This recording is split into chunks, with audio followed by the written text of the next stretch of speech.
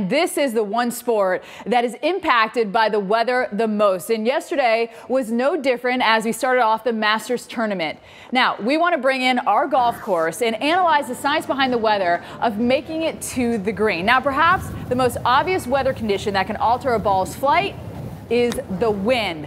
I mean, listen, we just had, 93 people yesterday, and of those 93, only 11 shot under par. The year before that, it was like 20 shot under par. If you get that crosswind, it can throw the ball right out of bounds. We all know that too well, right? A headwind can obviously make it tougher to get to the green. And even a tailwind. You think a tailwind, oh, that's going to help me, but when you have a tailwind, that ball's hanging in the air for a while, it could hit some erratic gusts, and that could, of course, affect the ball's trajectory. Now, less obvious, the temperature, and really not necessarily the temperature, but the humidity, the air density. In fact, a few degrees difference between birdies and bogeys and champions and losers. So let's talk about warmer weather. Warm, moist air. That's more buoyant. It's going to carry the ball a little bit farther. Every 10 degrees rise in temperature, a golf ball can go up to 2 yards farther. So the same shot on an 81-degree day that's hot and humid could land you 14 feet closer to the pin than on a 58-degree day.